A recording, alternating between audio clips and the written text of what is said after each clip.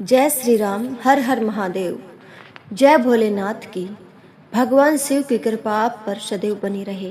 प्रिय भक्तों, क्या आपने कभी सोचा है कि जब सूर्यास्त होने लगता है, तब जब चारों ओर अंधेरा छाने लगता है, तब क्यों हमारे बुजुर्ग कहते हैं जल्दी करो, द्वार पर दीपक जलाओ। क्यों हर घर में संध्या के समय यह एक छोटा सा दीप जलाना इतना आवश्यक माना गया है कि माँ लक्ष्मी तक उसी घर में प्रवेश करती है जहाँ यह दीप पहले से जलता हो। क्यों कहा जाता है कि जिस घर के द्वार पर संध्या दीप न जले, वहाँ धीरे धीरे दरिद्रता, कलह और अशांति अपना घर बना लेते हैं। यही रहस्य एक दिन देवी पार्वती के मन में भी उठ गया। सायकाल का समय था। कैलाश पर्वत की चोटी पर भगवान शिव ध्यान मुद्रा से बाहर आए। पर्वत पर अस्त होते ही सूर्य की सुनहरी किरणें बिखर रही थी। देवी पार्वती, जो सदा जिज्ञासु और ज्ञान की साधक रही है, उस समय कैलाश की ऊंचाई से नीचे पृथ्वीलोक की ओर निहार रही थी। उन्होंने देखा कि सूर्यास्त के समय हर गांव, हर नगर, हर घर के द्वार पर दीपक जगमगा रहे थे। देवी पार्वती के मन में प्रश्न उठा। उन्होंने भगवान शिव से कहा, प्रभु, मैं देख रही हूँ कि जब दिन ढलता है तब मनुष्य अपने द्वार पर दीपक जलाते हैं।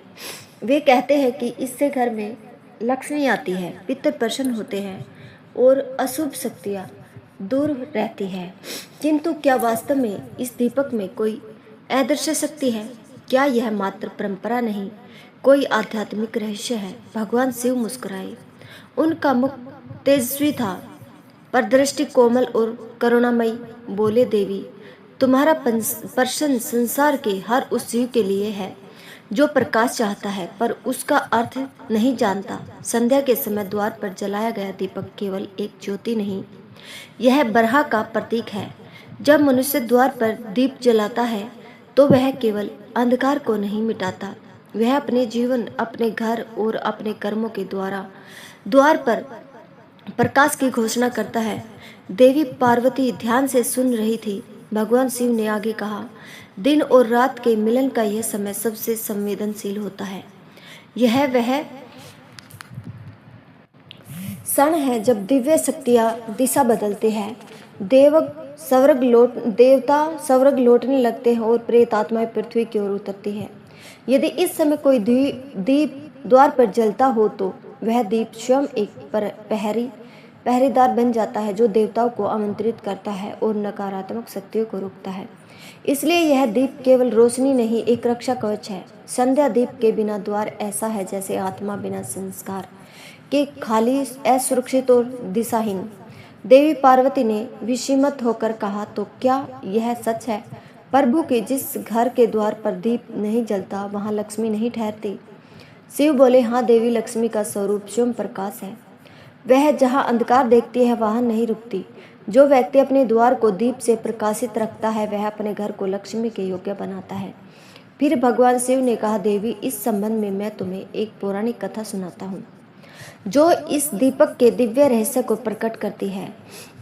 हे देवी, बहुत समय पहले की बात है, जब अयोध्या नगरी स्वर्णमय शोभा से आलोकित होती थी। उस पवित्र नगरी में धर्म, सत्य और मर्यादा का वास था।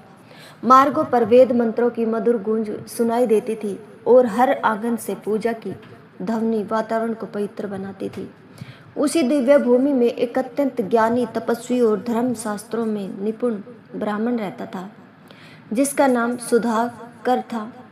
सुधाकर का जीवन ज्ञान का प्रकाश स्तंभ था। उसने वेद, उपनिषद, स्मृतियाँ, आरण्यक और ब्रह्मसूत्रों का गहन अध्ययन किया था। धर्मशास्त्र के प्रत्येक सूक्ष्म नियम की उसे पूरी जानकारी थी। यज्ञ अनुष्ठान और वेद पाठ में उसकी निपुणता इतनी अद्भुत थी कि नगर के लोग उसे ब्राह्मण श्रेष्ठ कहकर संबोधित करते थे। परंतु हे देवी, उसके पास ज्ञान तो था, किंतु भक्ति का मधुर रस उसके जीवन में नहीं था। वह पूजा करता था, पर केवल एक कर्तव्य के रूप में। उसके हृदय में श्रद्धा की वह आर्द्रता, प्रेम का वह भाव और समर्पण की वह गहराई नहीं थी जो किसी सच्चे भक्त के हृदय में होती है। उसके जीवन की यह कमी उसके ही घर में पूरित होती थी। क्योंकि उसकी पत्नी गायत्री एक अत्यंत पुण्यवती सती और भक्तिमती नारी थी। गायत्री का नाम ही मानो भक्ति के लिए हुआ था। उसका मन हर क्षण ईश्वर में रमा रहता था। उसके नेत्रों में सदा भक्ति की अश्रुधारा झिलमिलाती रहती थी और उसकी वाणी से हर समय भगवान विष्णु के नाम की मधुर गूंज निकलती थी। गायत्री का जीवन अनुशासन की मूर्ति था। प्रतिदिन वह ब्रह्म मुहूर्त में, जब संपूर्ण संसार निद्रा में लीन रहता था, उठ जाती थी। ठंडे जल से स्नान करती, स्वच्छ वस्त्र धारण कर अपने घर के मंदिर में दीप जलाती और अत्यंत श्रद्धा से भगवान विष्णु की आराधना करती थी। उसका भक्ति भाव ऐसा था मानो स्वयं देवी लक्ष्मी उसके हृदय में वास करती हो।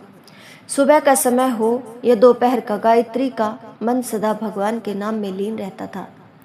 जब संध्या होती और सूर्यदेव अस्ताचल की ओर गमन करने लगते, तब उसका भक्ति भाव और भी प्रबल हो जाता। वह पूरे घर को लीप पोत कर स्वच्छ करती और अपने आंगन को ऐसे सजाती जैसे कोई देवालय हो। फिर वह अपने मन को पूर्ण शुद्ध कर पवित्र भाव से द्वार के पास जाती और एक छोटा सा दीपक अपने हाथों में प्रज्वलित करती। उस दीपक का प्रकाश जैसे अंधकार को नहीं बल्कि अज्ञान को नष्ट करता था। जब वह दीप जलता, तब गायत्री अपने दोनों हाथ जोड़कर भगवान से प्रार्थना करती और कहती, हे प्रभु, यह दीप केवल मेरे घर के लिए नहीं, यह आपके चरणों के लिए है। इसमें मैं अपनी श्रद्धा की ज्योति अर्पित करती हूँ। आगे भगवान शिव कहते हैं, हे देवी, एक दिन संध्या का समय था। गायत्री अपने प्रतिदिन के नियम के अनुसार आंगन को लीप पोत कर द्वार पर बैठी थी। वह बड़ी भक्ति भाव से दीपक तैयार कर रही थी। उसने मिट्टी के छोटे से दिए में तिल का तेल डाला, रुई की बाती बनाई और अपने नेत्र बंद कर भगवान का स्मरण करते हुए दिया प्रज्वलित किया। उसी समय उसका पति सुधाकर वहां आ गया और गायत्री का उपवास करते हुए बोला, हे वल्लभ, तुम यह दिन प्रतिदिन क्यों जलाती हो? यह दीप प्रतिदिन क्यों जलाती हो? इससे क्या लाभ होता है? यह तो व्यर्थ ही तेल की बर्बादी है। अपने पति के मुख से यह सब सुनकर गायत्री शांत हो गई। उसने कोई क्रोध नहीं किया, कोई कटु वचन नहीं कहा। वह धीरे से उठी और अपने पति के सम्मुख जाकर अत्यंत विनम्रता से बोली, हे स्वामी, यह दीप केवल तेल और बाती से नहीं जलता, यह मेरी श्रद्धा से जलता है। यह दीपक मेरे हृदय की भक्ति का प्रतीक है। इससे घर में देवी लक्ष्मी का आगमन होता है और धर्म का प्रकाश फैलता है। अपनी पत्नी की यह बात सुनकर सुधाकर, जो तर्क और ज्ञान के अभिमान में डूबा था, हंसकर बोला, हे वल्लभ, यदि यह दीप इतना चमत्कारी है तो ठीक है, मैं भी देखना चाहता हूँ कि क्या यह तुम्हें किसी संकट से बचा सकता है। वैसे तो मुझे यह सब अंधविश्वास प्रतीत होता है। अपने पति की इन बातों को सुनकर गायत्री को बहुत दुख हुआ, परंतु उसने कुछ नहीं कहा। उसने केवल शांत स्वर में इतना कहा, हे स्वामी, संकट के समय भक्ति की परीक्षा होती है और जो भक्ति सच्ची होती है वह हर परीक्षा में उत्तीर्ण होती है। इतना कहकर वह घर का काम करने चली गई। मित्रों, धीरे धीरे समय बीतता गया। ऋतुएं बदली, समय बदला। फिर एक दिन अचानक कुछ ऐसा घटित हुआ जो सुधाकर के जीवन की दिशा ही बदल देने वाला था। अयोध्या नगरी पर एक भयंकर अकाल का प्रकोप छा गया। आकाश महीनों तक सूना पड़ा रहा। बादल आते तो थे पर बरसते नहीं थे। खेत सूख गए, तालाबों का जल समाप्त हो गया और धरती की गोद में दरारें पड़ गई। संपूर्ण नगर भय और पीड़ा में डूब गया। अनाज के दाम आकाश छूने लगे। भूख के कारण बच्चे रोने चीखने लगे। माता पिता असहाय होकर उन्हें निहारते। धीरे धीरे वह अकाल इतना बढ़ा कि राजमहल तक में अन्न की कमी होने लगी। मित्रों, आगे शिव कहते हैं, हे देवी, उस विपत्ति की अग्नि से सुधाकर का घर भी अछूत न रहा। जिस घर में कभी यज्ञों का धुआं उठता था, वहां अब चूल्हा तक ठंडा पड़ा था। वेद पाठ का स्वर अब भूख की आह से दब गया था। घर में रखे अन्न के दाने समाप्त हो चुके थे और जल का एक पात्र एक दुर्लभ हो गया था। सुधाकर जो स्वयं को बड़ा ज्ञानी समझता था अब विवश हो गया। उसके मुख पर निराशा की रेखाएं उभर आई, परंतु इतना सब कुछ होने के बाद भी गायत्री का विश्वास अटल था। उसने अपने प्रभु में विश्वास कभी नहीं छोड़ा। वह भूखी रह लेती थी, परंतु दीपक फिर भी जलाती थी। उसने अपने नेत्रों में आशा की ज्योति रखी और अपने पति से कहा, हे स्वामी, यह दीप चाहे कितना ही छोटा हो, पर इसका प्रकाश मेरे विश्वास से बड़ा है। जब तक यह दीप जलेगा हमें कुछ नहीं होगा। मित्रों, वह हर संध्या उसी प्रकार द्वार पर दीप प्रज्वलित करती रही। उसके घर में अन्न जल समाप्त हो चुका था। इसके बाद भी वह दीप जलाती थी, क्योंकि ईश्वर के प्रति उसका विश्वास अटल था। हे देवी, समय की वह रात बड़ी अद्भुत थी। चारों ओर भयंकर अंधकार फैला हुआ था। आकाश में ना तो कोई तारा झिलमिला रहा था, ना चंद्रमा की कोई किरण धरती पर उतर रही थी। दिशाएं मौन थी, वायु थमी हुई थी और अयोध्या की गलियां सूनी पड़ी थी। हर घर में भूख और चिंता का साया था, परंतु सुधाकर के द्वार पर फिर भी एक दीप जल रहा था। वही संध्या दीप जिसे गायत्री हर दिन जलाती थी। वह दीप उस रात पहले से अधिक उज्जवल था। उसकी लौ मानो किसी अदृश्य शक्ति का संकेत दे रही थी। गायत्री उस दीप के सामने बैठी प्रभु का स्मरण कर रही थी। उसके नेत्रों में थकान थी, पर विश्वास की आभा अब भी झिलमिला रही थी। उसके हृदय में बस एक ही भाव था, प्रभु, मेरा यह दीप आपका प्रतीक है। जब तक यह जलता रहेगा मेरा मन भी आपके चरणों से जुड़ा रहेगा। वह मन ही मन परमात्मा से प्रार्थना कर ही रही थी कि तभी अचानक वातावरण में एक अद्भुत परिवर्तन हुआ।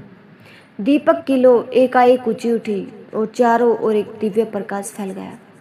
गायत्री ने चकित होकर इधर उधर देखा। उसे समझ में नहीं आ रहा था कि उसके साथ क्या हो रहा है। तभी उसकी दृष्टि द्वार पर पड़ी। वह एक अत्यंत सुंदर, तेजोमयी और दिव्य स्त्री खड़ी थी। उनका रूप ऐसा था कि वर्णन करना कठिन था। उनके वस्त्र श्रवण के समान चमक रहे थे। नेत्रों से करुणा की मधुर किरणें निकल रही थी और उनके चरणों के स्पर्श से पृथ्वी पर पुष्प खिल उठे थे। हे देवी, वह कोई साधारण नारी नहीं थी। वह धन की देवी महालक्ष्मी थी, जो समस्त ऐश्वर्य, सौभाग्य और करुणा की अधिष्ठात्री है। देवी लक्ष्मी को देखकर गायत्री का हृदय भक्ति से भर उठा। उसने तुरंत अपने दोनों हाथ जोड़ लिए। उसके नेत्रों से अश्रुधारा बह निकली। वह कुछ बोल भी नहीं पाई, बस श्रद्धा से झुककर देवी के चरणों में गिर पड़ी।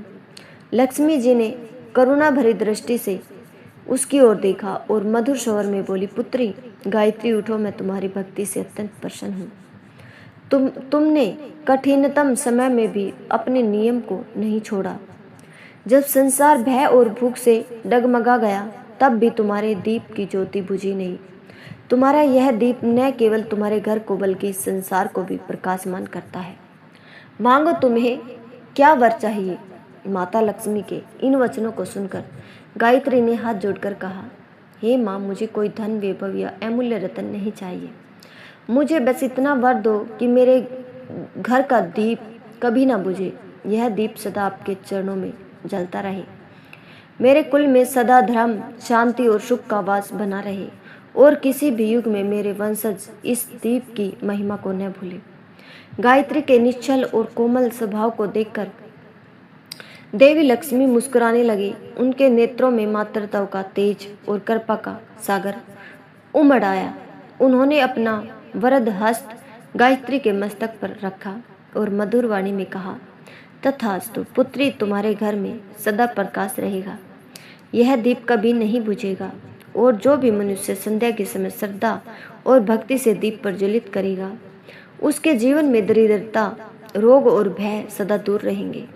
उसके घर में सदा मेरा स्थायी निवास होगा और देवता स्वयं उसकी रक्षा करेंगे। यह दीप केवल तेल का नहीं, श्रद्धा का प्रतीक होगा। जो इस दीप को सच्चे भाव से जलाएगा, उसका जीवन अलौकिक हो जाएगा।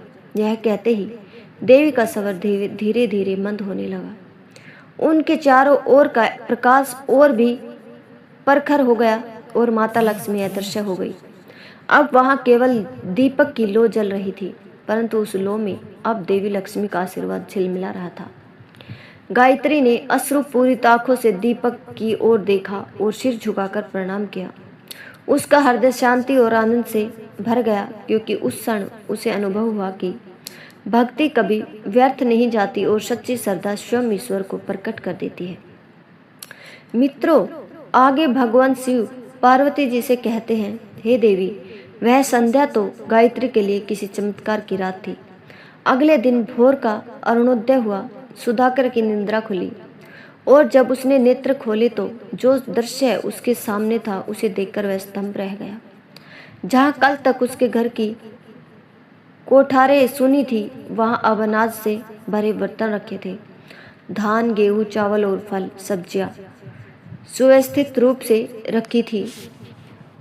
घर के आंगन में मधुर सुगंध फैली हुई थी, मानो वसंत स्वयं वहां उतर आया हो। वातावरण में ऐसी शांति और दिव्यता थी कि हृदय स्वयं ही श्रद्धा से भर उठे। सुधाकर ने विस्मय से इधर उधर देखा। उसने कुछ समझ में नहीं आ रहा था कि आखिर यह सब हुआ कैसे। वह तुरंत अपनी पत्नी के पास गया और उसे पूछने लगा, हे वल्लभ, यह सब कैसे हुआ? कल तक तो हमारे घर में एक दाना तक नहीं था और आज यहाँ इतनी समृद्धि, यह कैसे संभव हुआ? गायत्री के चेहरे पर शांत मुस्कान थी। उसने सहज स्वर में उत्तर दिया, स्वामी, यह किसी मनुष्य का कार्य नहीं है, यह उस दीपक की कृपा है जिसे आप व्यर्थ समझते थे। वही दीप जो हर संध्या प्रभु के चरणों में अर्पित होता था। उसकी कृपा से माँ लक्ष्मी स्वयं कल रात यहाँ पधारी थी। उन्होंने आशीर्वाद दिया कि इस घर का दीप कभी ना बुझे। उनके इस आशीर्वाद के कारण ही यह सब चमत्कार हुआ। यह सुनते ही सुधाकर के नेत्र नम हो गए। उसके भीतर पश्चाताप की अग्नि और भक्ति की लहर एक साथ उठी। वह भाव विहल होकर बोला, सच कहा तुमने सुशीले, मैं ज्ञान के अभिमान में अंधकार में ही जा रहा था और आज इस छोटे से दीप ने मुझे प्रकाश का सच्चा अर्थ सिखाया। मैंने शास्त्रों में बहुत कुछ पढ़ा, पर आज तुम्हारी भक्ति ने मुझे साक्षात धर्म का स्वरूप दिखा दिया। वह पत्नी के चरणों में झुक गया और प्रणाम करते हुए बोला, आज से मैं भी तुम्हारे साथ संध्या दीप जलाऊंगा। यह दीप अब केवल तुम्हारे ही नहीं बल्कि हम दोनों के जीवन का दीपक बनेगा। मित्रों, उस दिन से सुधाकर और गायत्री दोनों ने संध्या के समय द्वार पर दीपक प्रज्वलित करने का नियम बना लिया। दिन बीतते गए और उनके जीवन में सुख, शांति और समृद्धि का प्रवाह लौट आया। उनका घर जहाँ कभी दुख की छाया थी, अब वहाँ भक्ति का प्रकाश फैल गया। धीरे धीरे यह चमत्कार नगर में फैल गया। पड़ोसी उससे पूछते, आखिर यह सब कैसे हुआ? तो गायत्री मुस्कुराकर कहती, संध्या का दीप केवल घर को नहीं, हृदय को भी आलोकित करता है। उसकी बातें सुनकर लोग प्रेरित होने लगे और देखते ही देखते अयोध्या की प्रत्येक गृहिणी ने यह संकल्प लिया कि वह भी प्रतिदिन संध्या के समय दीप प्रज्वलित करेंगी। फिर एक दिन ऐसा आया कि समस्त अयोध्या में प्रत्येक घर के द्वार पर दीपक जलने लगे। उन्हें देखकर ऐसा प्रतीत हो रहा था मानो धरती पर असंख्य तारे उतर आए हों। हर द्वार पर प्रकाश था, हर हृदय में भक्ति। आकाश से देवता भी उस दृश्य को देखकर प्रसन्न हुए और लक्ष्मी जी ने स्वयं विष्णु लोक से मुस्कुराकर कहा, हे त्रिलोकनाथ, देखिए, एक गायत्री की भक्ति ने पूरे नगर को आलोकित कर दिया। मित्रों, आगे भगवान शिव कहते हैं, हे देवी, तभी से यह परंपरा चली आ रही है कि जब संध्या का समय होता है और सूर्य देव अस्ताचल की ओर बढ़ते हैं तो हर घर के द्वार पर एक छोटा सा दीप प्रज्वलित किया जाता है। वह दीप केवल प्रकाश का नहीं, श्रद्धा, समर्पण और भक्ति का प्रतीक होता है। हे ब्रह्मानंदन, यह दीप केवल आलोक नहीं देता, यह धर्म का दीप है। जब मनुष्य संध्या बेला में श्रद्धा से दीप जलाता है तो वह अपने भीतर के अंधकार, लोभ, क्रोध और मोह को मिटा देता है। यह दीप स्मरण कराता है कि अंधकार चाहे कितना भी गहरा हो, एक छोटी सी ज्योति भी उसे पराजित कर सकती है। जिस घर में दीप जलता है वहाँ देवी लक्ष्मी का निवास होता है। वहाँ दरिद्रता, रोग और भय प्रवेश नहीं कर सकते। जो दीपक श्रद्धा से द्वार पर जलाया जाता है वह सभी पापों का नाश करता है और नकारात्मक शक्तियों घर में प्रवेश नहीं करती। उस घर में सदैव सुख, शांति और मंगल बना रहता है। यह सुनकर देवी पार्वती जी भाव विभोर हो गई। उन्होंने भगवान शिव से कहा, हे प्रभु, आपके श्रीमुख से यह कथा सुनकर मैं धन्य हो गई। यह दीप तो केवल प्रकाश नहीं, यह तो भक्ति का स्वरूप है। अब समझ आया कि संध्या दीप का इतना महत्व क्यों है। भगवान शिव मुस्कुराकर बोले, हे देवी, दीपक केवल तेल और बाती से नहीं जलता, वह तो भक्त के हृदय की श्रद्धा से जलता है। जो दीप प्रेम और भक्ति से जलाया जाता है, वही मनुष्य के लिए स्वर्ग का द्वार खोलता है। फिर देवी पार्वती ने दूसरा प्रश्न पूछा, हे प्रभु, क्या इस दीपक को जलाने के लिए कोई नियम भी है? और साथ ही मैं यह भी जानना चाहती हूँ कि किन स्त्रियों को इस दीपक को नहीं जलाना चाहिए। भगवान शिव रहस्यमय मुस्कान के साथ बोले, हे देवी, प्रत्येक दीपक को प्रज्वलित करने के लिए नियम होते हैं। उसी प्रकार इस दीपक का भी कुछ नियम है। पहला नियम यह है कि जब ग्रहण का समय हो उस समय दीप नहीं जलाना चाहिए। दूसरा, जब तेज आंधी या तूफान चल रहा हो तब भी दीपक नहीं जलाना चाहिए, क्योंकि यह अपशगुन माना जाता है। तीसरा, जब घर में कलह, अपवित्रता या मृत्यु शोक का समय हो तब दीप नहीं जलाना चाहिए। दीपक जलाते समय एक बात का विशेष ध्यान रखना चाहिए, दीपक की लौ सदैव पूर्व या उत्तर दिशा की ओर होनी चाहिए। इससे धन और समृद्धि के योग बनते हैं। दीपक की बाती का भी अपना अर्थ होता है। एक बाती वाला दीपक मोक्ष की प्राप्ति के लिए होता है, और 2 बाती वाला दीपक समृद्धि के लिए, और 5 बाती वाला दीपक सर्व सिद्धि एवं आरोग्य के लिए होता है। हे देवी, यह सब कर्म भाव और शुद्धता पर निर्भर करता है। दीपक केवल घी बत्ती का नहीं, वह तो मन की पवित्रता का दीपक है, प्रतीक है। कुछ अवस्थाओं में स्त्रियों को दीपक नहीं जलाना चाहिए। जब किसी के घर में मृत्यु या जन्म हुआ हो तब वह काल अपवित्रता का समय माना जाता है। उस अवधि में कोई भी धार्मिक कर्म, पूजन या दीपदान वर्जित होता है, क्योंकि उस समय घर की ऊर्जा असंतुलित होती है और देवग वहाँ नहीं ठहरते। दूसरा समय है मासिक धर्म का। यह स्त्री के शरीर की स्वाभाविक शुद्धि और अवस्था होती है। इस अवधि में उसे विश्राम दिया जाता है ताकि शरीर और मन दोनों संतुलित रहे। इसलिए धर्म में कहा गया है कि इस समय पूजन, व्रत या दीपदान नहीं करना चाहिए। जब शरीर की ऊर्जा पुनः शुद्ध हो जाती है तब वह पुनः इन कार्यों में सम्मिलित हो सकती है। तीसरा है क्रोध, अशांति या शोक की अवस्था। जब स्त्री के मन में इन भावों का उथल पुथल हो तब उसे दीपक नहीं जलाना चाहिए, क्योंकि दीप तभी प्रभावित होता है जब मन शांत और भाव श्रद्धा से भरा हो। क्रोधित या दुखी मन से जलाया गया दीप प्रकाश तो देता है पर आशीर्वाद नहीं लाता। हे देवी, अब तुम्हारी जिज्ञासा शांति पाएगी, क्योंकि इस दीपक का रहस्य अब तुम्हारे हृदय में उज्जवल हो चुका है। देवी पार्वती ने हाथ जोड़कर कहा, प्रभु, आज समझ में आया कि द्वार पर जलने वाला यह छोटा सा दीपक दरअसल संपूर्ण जीवन का प्रतीक है। यह दीपक केवल घर को नहीं, आत्मा को भी प्रकाशित करता है। सायकाल बीत चुका था। कैलाश पर्वत की निस्तंभता में केवल मंद पवन की सरसराहट थी और उसके बीच भगवान शिव की वाणी जो देवी पार्वती के हृदय में उतर रही थी। द्वार पर जलते दीपक की लो अब और भी शांति और स्थिर थी, शांत और स्थिर थी, जैसे वह स्वयं किसी गूढ़ रहस्य को सुनने के लिए प्रतीक्षा कर रही हो। उस दिन देवी पार्वती ने प्रण किया कि जब भी पृथ्वी पर कोई स्त्री या पुरुष श्रद्धा से संध्या दीप जलाएगा, वहां से स्वयं उस दीप की लो में आशीर्वाद बनकर उपस्थित रहेगी। उस क्षण कैलाश पर्वत के आकाश में एक सुनहरी किरण फैल गई, मानो स्वयं सूर्य देव उस प्रण के साक्षी बन गए हो। कैलाश पर्वत पर अगली संध्या आई। आकाश में सूर्य की अंतिम किरणें जो बर्फ से ढकी चोटियों पर पड़कर स्वर्णिम हो गई, तब देवी पार्वती ने देखा कि भगवान शिव अपने आसन पर ध्यानस्थ बैठे हैं, पर उनके चारों ओर हल्की दिव्य आभा फैल रही है। वातावरण में ऐसी शांति थी मानो स्वयं समय थम गया हो। पार्वती ने विनम्र भाव से पूछा, प्रभु, अब मैं जानना चाहती हूँ कि दीपक जलाने का सही समय कौन सा है? किस दिशा में दीपक रखना चाहिए और दीप जलाते समय मन में कौन सी भावना रखनी चाहिए ताकि उसका फल सैकड़ों गुना बढ़ जाए? भगवान शिव ने अपने शांत नेत्रों को खोला उस उनकी दृष्टि में करुणा और ज्ञान का गहन प्रकाश था।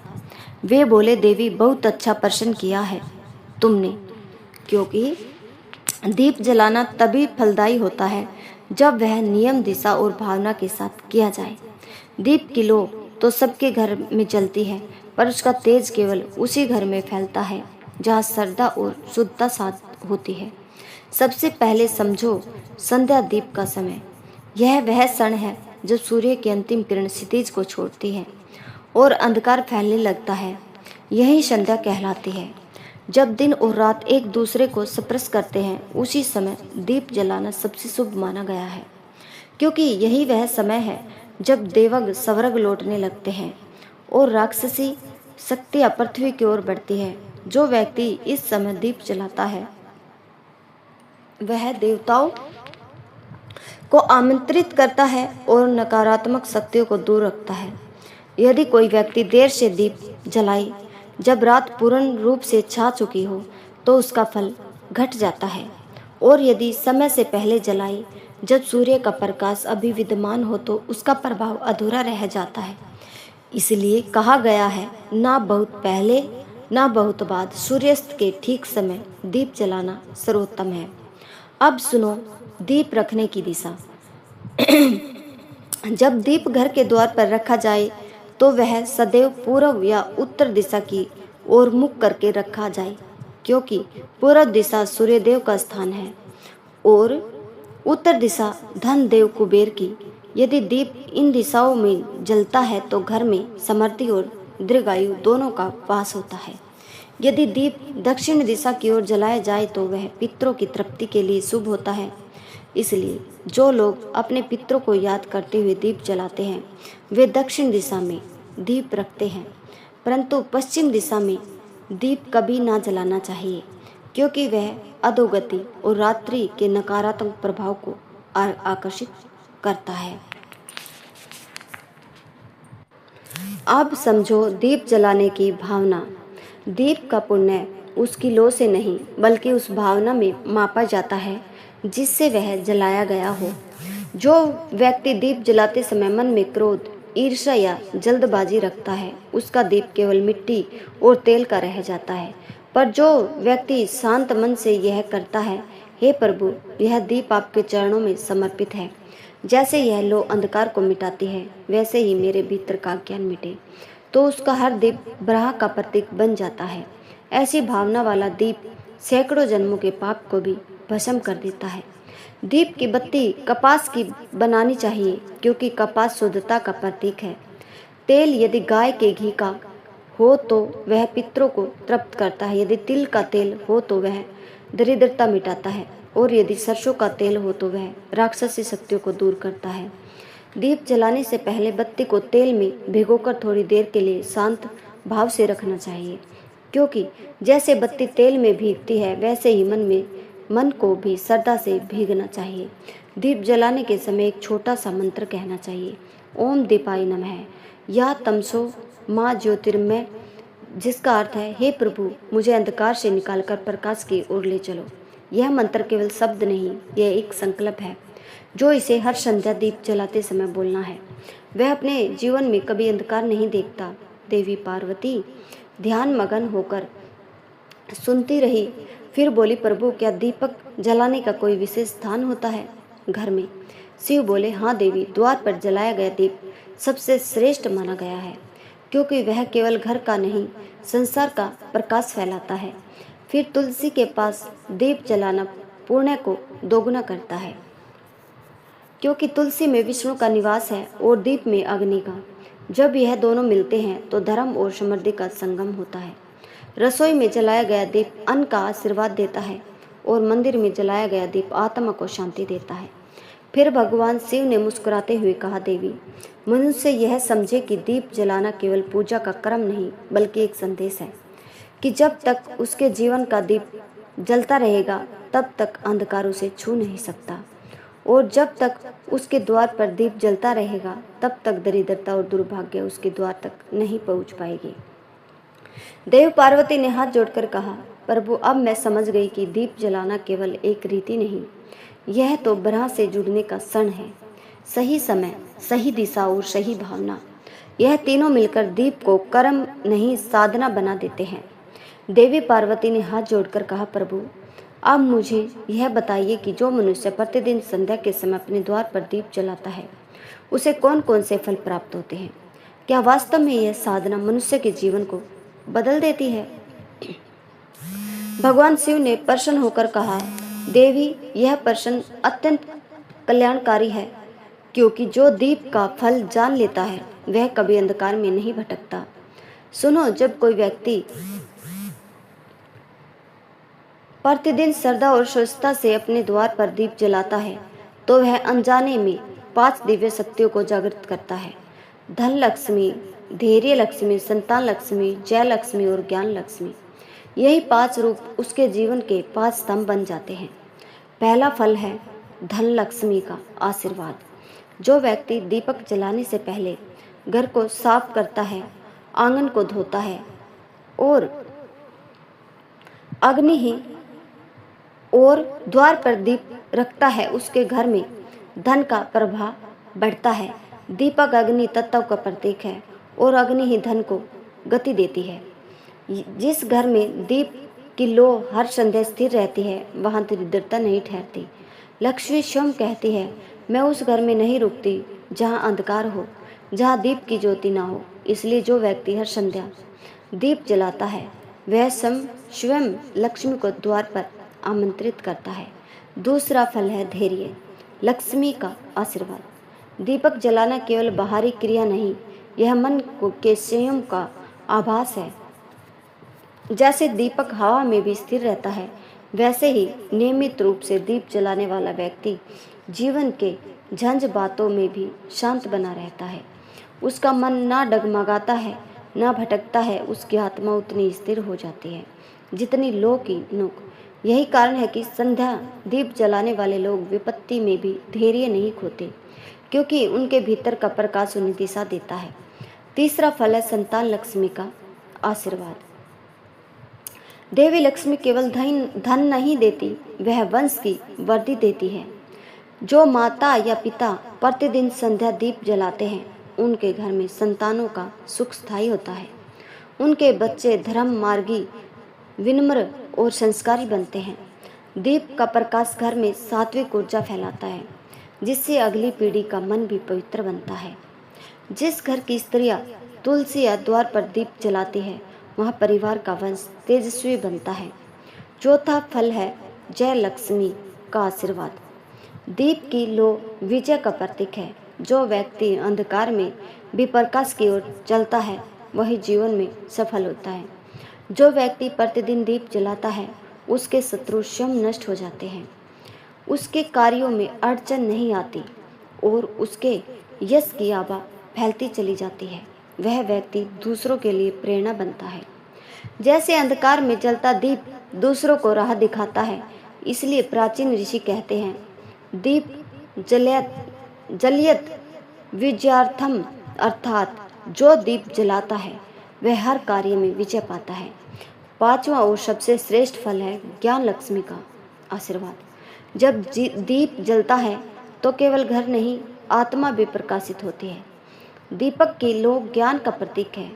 जो व्यक्ति दीप जलाते समय यह प्रार्थना करता है, तमसो मां ज्योतिर्मय, उसका चित्त निर्मल होता है, उनकी बुद्धि स्पष्ट होती है और वह हर कार्य में विवेक रखता है। ऐसा व्यक्ति केवल बाहरी प्रकाश में नहीं, भीतर के प्रकाश में भी जीता है और यही प्रकाश अंततः उसे मोक्ष की राह दिखाता है। देवी पार्वती श्रद्धा से सुन रही थी। उन्होंने पूछा, प्रभु क्या दीपक जलाने से रोग या कष्ट भी दूर होते हैं? भगवान शिव बोले, देवी यह भी सत्य है।